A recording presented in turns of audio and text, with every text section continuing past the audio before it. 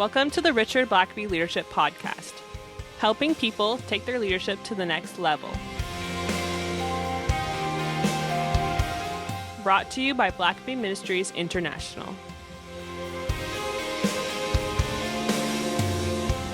All right, well, welcome back to the podcast. Good to see you, Richard. Always a pleasure to see you, Sam. Well, it is time for another book review, leadership book review. Yeah. So this is always exciting for me to learn your thoughts on some of the great leadership books down through the ages. Last week we looked at Good to Great by Jim Collins. So this week we're looking at Execution. Hopefully you've all had a chance to read the book or at least skim the book. And so, Richard, why did we pick this book? Well, Sam, I teach Doctor of Ministry and PhD seminars on leadership and have over the years, and always have to have a reading list, leadership books assigned. And so I'm always thinking through, well, what books would I have high-level leaders read? And sometimes they're Christian books on Christian themes and Christian authors. Sometimes they're secular books like Jim Collins last week, and this week on Execution. Again, another business book, secular book, and yet I think some valuable lessons there. And so Larry Bossidy was one of the top leaders under Jack Welch at GE, was on the short list to replace Welch there. And as happened often in that era, many of Welch's top men and women eventually became CEOs in other companies. And so he was one of the shining lights at GE under Jack Welch, and certainly had some rich business experience. And so he writes a book, and I feel like a lot of leadership books, they have a particular focus, a particular contribution, and this is certainly one of those. It's not a completely extensive book on leadership, but it brings to bear on a particular issue something that's very important. And what these two authors say is that, in recent times, we've had quite a focus on vision. What is your vision for your company, for your life, for your church? And try to put together a very compelling vision that's exciting and gets everybody wanting to sign up and get on board. And visions are great, and they look great on a PowerPoint. But what these authors are saying is visions are worthless if you can't execute the vision, if you can't get there. Too many organizations talk big, but they don't act big. And so his whole thing is that we've talked way too much about vision and not nearly enough on execution. It's getting the vision and making it a reality that really matters. Otherwise, it's just talk. And so they add a real valuable aspect to that, which, of course, vision is way more exciting. The leader gets up and talks about what it's going to look like when we have this huge mega church that right now we're just starting a new church plant, but one day it's going to be this, or this small company will one day have a worldwide impact, or this political campaign one day will be changing the nation, and so we have this bold vision that we love to talk about. But what these authors will say is that too often that's all it is. It's talk. And it's not that we don't want it to happen. It's just that we don't give nearly enough attention to those factors that will make or break the vision. And so there's plenty of visions that have gone to the dustbin because we didn't know how to execute the vision. We didn't know how to get there. And so this is a real kind of a hands-on approach to say, here's the kind of things you need to do to actually make your organization have the kind of culture that executes. Some cultures in organizations talk. I know a lot of churches like that. A lot of church meetings, we just spend the whole church council meeting talking about what we'd like to see happen, but we don't talk about how to make it happen. We don't act on it. We leave meetings having talked a lot, but no plans specifically to get it done. And so that's what execution is. And let me just read a couple of quotes from the book and then just kind of highlight a couple of things. They say execution is a systematic process of rigorously discussing hows and whats, questioning, tenaciously following through, and ensuring accountability. It includes making assumptions about the business environment, assessing the organization's capabilities, linking strategy to operations, and the people who are going to implement the strategy, synchronizing those people and their various disciplines, and linking rewards to outcomes. It also includes mechanisms for changing assumptions as the environment changes, and upgrading the company's capabilities to meet the challenges of an ambitious strategy. In its most fundamental sense, execution is a systematic way of exposing reality and acting on it. And then they say most companies don't face reality very well. And I thought that was quite compelling. And so what he says is, first you've got to be honest about what is the reality. A lot of visions, even as someone is dramatically telling you what their vision is, you're thinking to yourself, this guy's out of touch. That's just not how it's going to happen. It's too big. They're not set up for that kind of vision. It's too big for who they are. They don't have the personnel to carry that out. They don't have the kind of organization. Here's an organization that has systematically failed to meet its goals year after year, but now the new leader is saying that they're going to have huge goals beyond what they've ever tried before. And yet the reality would suggest that it's just not possible for who they are right now. So they say ask questions, talk vigorously through issues. And one of the things they say is that they say lots of business leaders like to think that the top dog is exempt from the details of actually running things. And so they say that they feel like the top leader just shares the vision. He goes around giving inspiring speeches, but they don't get their hands dirty. They don't walk the shop floor. They don't look at each aspect of the organization to say, is this going to help us get to the vision, or is this going to hold us back? There's a great story about John Rockefeller, who would walk through the various oil refineries that his company owned. And at one point, he was watching them putting soldering the lid onto a barrel of oil. And traditionally, they would put 40 different solders on it to put the lid on properly. And so he's thinking to himself, hey, could we do this with just 38 instead of 40? And so they tried it, and there was still some leakage periodically. But when they put 39 on those lids, they held just as well. So he said, okay, let's stop just putting 40 on. Let's just put 39 on. Well, in time, just saving one of those on a barrel of oil, when they were selling millions of barrels of oil, led to hundreds of thousands of dollars of savings. Well, this is the top guy walking through the warehouse, the refinery, and just reducing by one the way that they put the lids on barrels of oil, and he saves hundreds of thousands of dollars. Well, there's a reason why some organizations never achieve their vision, because they're just doing things that cost them too unnecessary expenditures or effort. Yeah. And so one of the things they say is that a leader is looking at the processes and saying, is there something in our organization that would hold us back? One other quote is just, they said, only the leader can set the tone of the dialogue in the organization. Dialogue is the core of culture and the basic unit of work.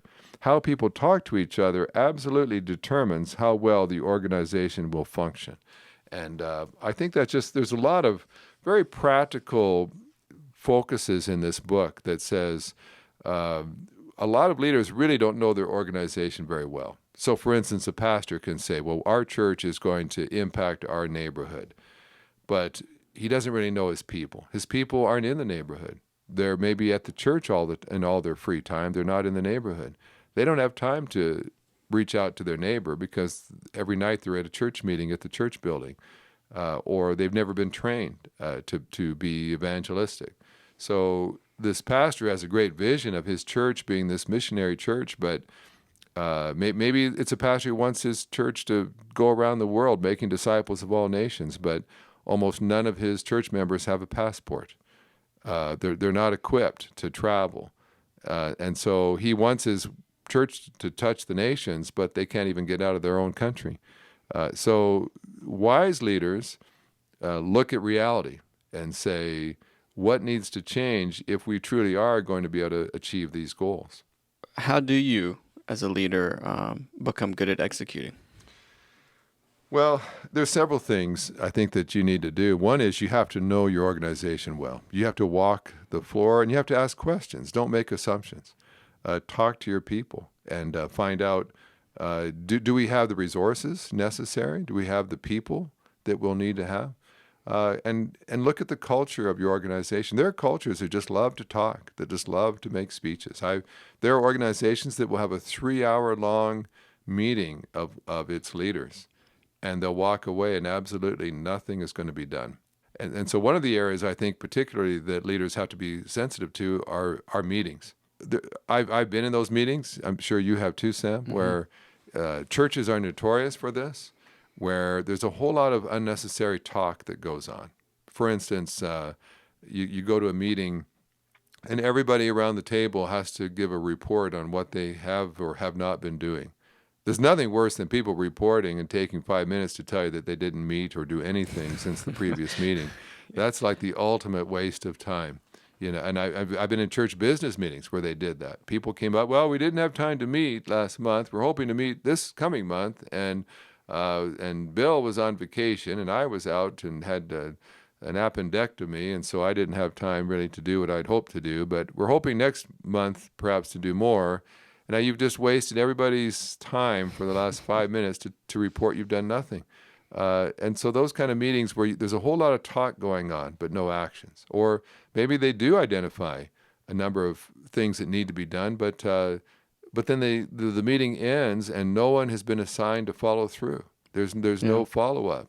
There's no practical steps. A big point that he kept coming back to is the follow-through. Yeah, to say, so who's going to be in charge of this? Who will report back? Yeah. What action steps will be taken? Yeah, and what exactly is it that you're going to be doing?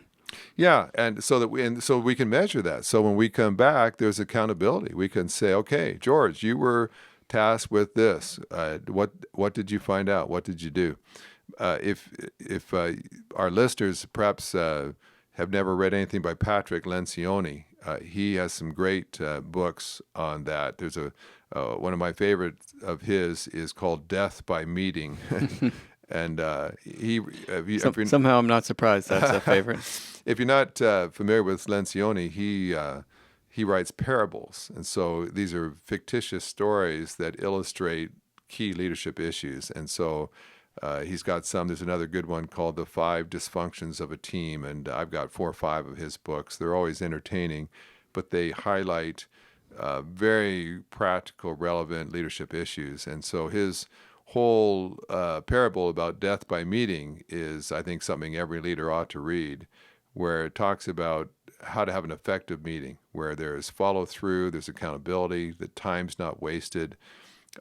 Especially church meetings, typically there's not an agenda, there's not a focus, there's not accountability. It's just, let's just make sure everybody feels important and gets their say, whether it has anything to do with the topic.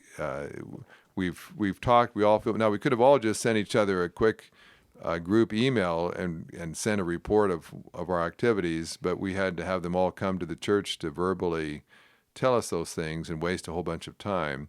And nothing's going to be done, and we'll just meet next month and we'll talk some more. And so I really like the executions approach to say, look at your meetings. Are they getting results? Are they productive? Are people being held accountable? A couple other things he does. He also says, deal with underperformers or non-performers. And I think that's one of the biggest issues. Yeah. And so many organizations is there's always deadwood, especially in larger organizations. People can they focus on holding a position instead of being effective, instead of getting results. And I think it was Churchill that once said, leaders, you don't measure leaders by the speeches they give, by the passion they have, by the vision they have. You measure leaders by the results. Leaders are paid to get results. That's why you have a leader. And oftentimes what happens is I see this in working with pastors often. A pastor comes to a church, and this church has been declining for years. They can't turn the church around. They can't get it to grow. They can't stop the bleeding. But when you talk to the leader, I mean, the number one result they need to do is to get the church revived, to get it back on its feet, to get it back into a growth trajectory instead of declining. But when you talk to them, they'll say, "Well, I've been working really hard." Well, I want to say you were not hired to work hard. You were hired to get results, and you're not getting results. You're working hard is not a substitute for results. Mm-mm. Or someone says, "Well, I'm doing everything I know to do." And I would say, "Well, you're not paid to do everything you know to do. You're paid to get results. You may not currently know what you need to know to get those results. So go learn something. We don't want to be limited to you only doing what you know to do. We want you to find out what you need to know so you can get the results you've been hired to get." And so we just have way too many people, especially down the ranks, that you stop and you look and you realize they are not getting any results. They were assigned to recruit students for this seminary, or they were assigned to raise money for this organization, or they're hired to make sales or to do whatever, and they're not making any sales. They've been here 6 months. They haven't sold anything. Well, I like what Bossidy pointed. I think it was him that pointed it out, that at one point he had to fire someone, and he had to recognize that it was as much his fault for wrongly hiring that person as it was that person's for accepting the job. Right. And so it's. Yeah. And I have a problem too. I mean, you're right. Sometimes you just hired someone who was not suited for the job in the first place. So don't blame them if you just poorly hired. But also, if you've got someone who's not been performing for 6 months, and now 6 months later you're complaining, where were you those 6 months? Well, after the first week, you should have stepped in to say, "Hey, let me just walk with you here and see what you're facing." Or after a month or 2 months, should have sat down and said, "Hey, let's look at these results. That's not good. We need to make some adjustments. Let me help you think that through." But sometimes I think it's somewhat unfair for a manager to just arbitrarily fire someone because for 6 months or a year they haven't gotten the right results, when you haven't done a thing to help them get the tooling they needed, send them to a conference, give them a coach, whatever you need to. But ultimately, and I think the problem is that, we're too sympathetic. They'll say, "Well, the guy's not really getting a lot of work done, but he's a really nice guy." And I want to say, nowhere on his job description does it say, "We're hiring you to be a nice guy. We just want to have a nice guy on the premises." You're not paid to be a nice guy. I'm glad that you're a nice person, but you're paid to get results, and you're not getting those results. And sometimes people will get really resentful, and I mean, they'll admit, they say, "Well, yeah, we haven't grown, we haven't gotten the results, but I've worked hard, I've done my best." And at times I would have to say, "Well, it's become clear that your best is not good enough. Your best is not getting the results we need. And so we need to release you to find some kind of work that you can do where your best is good enough. And we're going to have to hire someone who has the skill set we need to get the results that we need." Yeah. Well, let's take a quick break here, and then we'll wrap up. Twice a year, Blackaby Ministries hosts a spiritual leadership coaching workshop in the Atlanta area. The focus of this workshop is learning how to ask the right questions to help move people onto God's agenda. If this sounds like something you're interested in, the next workshop dates are October 24th to 26th, and registration is open now. The early bird rate is available until September 30th, and space is limited. To find out more and to register, visit blackabycoaching.org. We'll also leave links in the show notes. So, Richard, we've taken a look at some of the points of execution, the book, not the action. But are there any areas that you disagree, or you find you can critique? Yeah, I think overall this focus of execution is a key one. I think every leader needs to read this book. I think if you read Good to Great, you read Execution. There's some books on vision that would be good to read, but execution, at the end of the day, it's not what you dreamed about doing, it's what you did. And creating a kind of culture in your organization that gets stuff done. That when you have meetings, you don't say, let's talk about what you want to do. Let's talk about what you are doing. Let's talk about the results you are getting, not about the results you want to get. Let's create a culture so that when we sit around a meeting and discuss what needs to be done, that we all walk away knowing exactly what our part will be in getting that done, what we'll do, and how we'll be measured, how we'll be held accountable. And creating a culture in which non-performers get feeling really uncomfortable because the performers are getting rewarded and promoted. The non-performers are getting the heat put on to either perform or ultimately to get out. And so those are all, I think, real positive things. But just one or two critiques or cautions I would give. And one is, of course, that this is a secular book. And Larry Bossidy was known as a pretty hard-driving CEO who did get results quarter after quarter. But I think you do have to be careful because even though I think leaders do get results, I think it's important to measure results. That you do need to be careful, though, that as we've said, even in our leadership definition, that leaders lead people. And people are not results. You ultimately, you do want to get results for your organization, but you don't want to lose sight of the fact that it's about people. And the danger, of course, in this is that we become so results-oriented that we begin to use people instead of, and they become a means, not an end. And you look at those people to say, well, we're only getting this much results from this person. Maybe if we fire them and get someone else, we'll get a little bit more results. And so I think you always have to be careful and be patient with people. And as we said before, if people aren't getting the results they need, maybe you need to invest in those people and be people-centered and focused so that in time they will get more results. And so there's always that tension, I think, certainly when it comes to church work. Now, I think staff and leaders in churches should get results too, or that you should find someone else to do the job. But it is Christ's church, and he ultimately builds it. And so if you're just year by year never getting results, I think you really need to be held accountable. But at the same time, I would also say, be careful that you don't become so results-driven that you become a harsh taskmaster and that you use people in order to get your results that you want, but rather that you are a blessing to the people that you work with. One other thing just about this book is because Bossidy worked so long with Jack Welch, who, of course, is generally recognized as a very strong business leader. There's lots of references to Welch. He's kind of held up as the ideal leader throughout the book. And, of course, he had his faults, too. He was a pretty abrasive person in some ways. He was very results-oriented and kind of a larger-than-life figure in some ways. So he did get some amazing results in his leadership tenure. But it's not that he's the only person that they reference, but he is probably the most prominent just because of their background.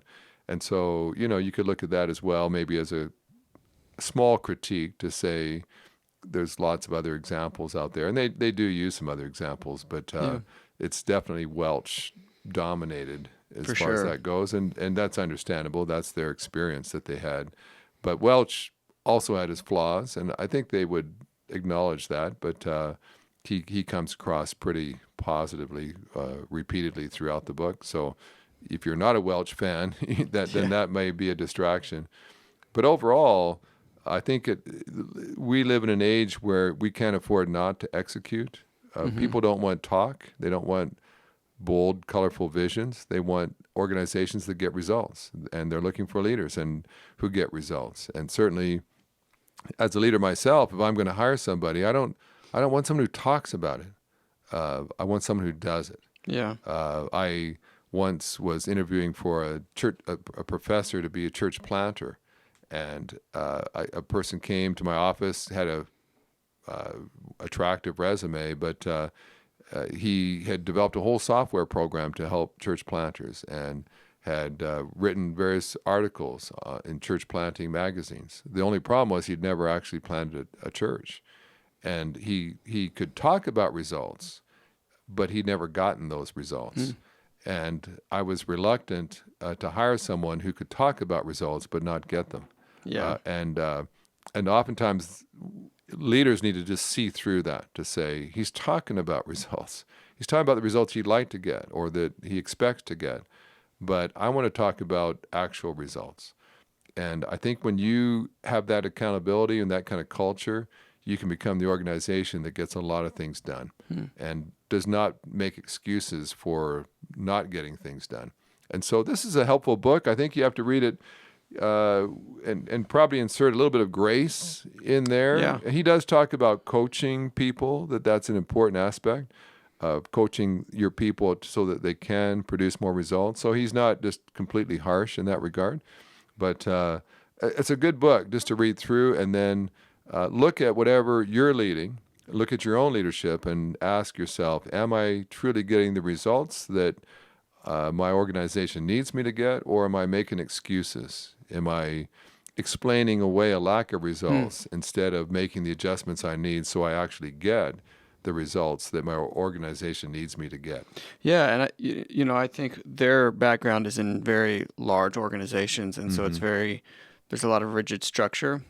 But I think what I like about this book is that it lays out a framework for execution, for getting results that I think you can take and fit to whatever organization, large or small, that you lead to kind of help guide that. Yeah, it's a mindset, and of course, as you read it as well, it always goes back to the leader, the kind of behavior that they see in the leader, the places the leader looks, the language the leader uses, the performance he praises, and the performance that is viewed as unacceptable.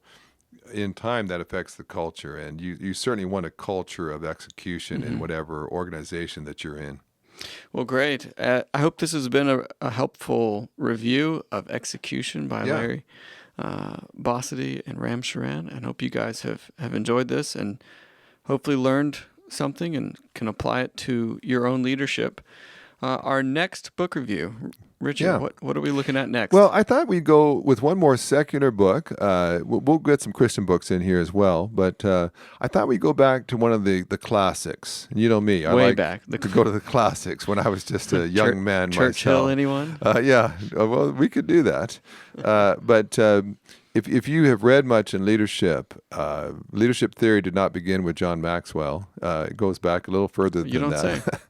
And Peter Drucker is, in my mind, one of the founding gurus of leadership thought. He is someone that so many of the later gurus studied under and were influenced by. And he's got a little book called The Effective Executive. The byline is The Definitive Guide to Getting the Right Things Done. And I thought this is written and published around in the late 1960s, so it's a little dated in some ways. But what he talks about as he analyzes leadership, I think there's just a lot of great wisdom. You can just tell this guy, especially if you consider he's writing it in the 60s, is a brilliant man. But also, he's going to talk about things like, for instance, highly effective leaders. You're going to realize as you read this, boy, Stephen Covey got a lot of his stuff from Drucker. And you'll notice on several occasions, I'll think of another popular leadership writer who wrote later, and you know that you can just see right away, they just drew their stuff from him. Certainly Covey is one. Yeah. There's a couple others as well. So I just thought, let's go back to an earlier writer. And, you have to kind of sort through the computer is just developing as a major force at this point, but you can tell that he's pretty far-sighted even in recognizing kind of the implications of some of this. Yeah. But when it comes to managing your time and making decisions and so on, he has some great things to say. So we'll go back for next month. I think it's good just to go back to some of the early writers on leadership, and Drucker, in my mind, is probably the greatest of the early writers. And then we'll do some more modern stuff in the months to come. Great. Well, I'm looking forward to that, and we'll also leave links to that book in the show notes. So until next time. Thanks for listening to the podcast. If this is something you enjoyed, review us on Apple Podcasts, and don't forget to subscribe and share with your friends. If you have questions or comments, please email us at podcast@blackaby.org.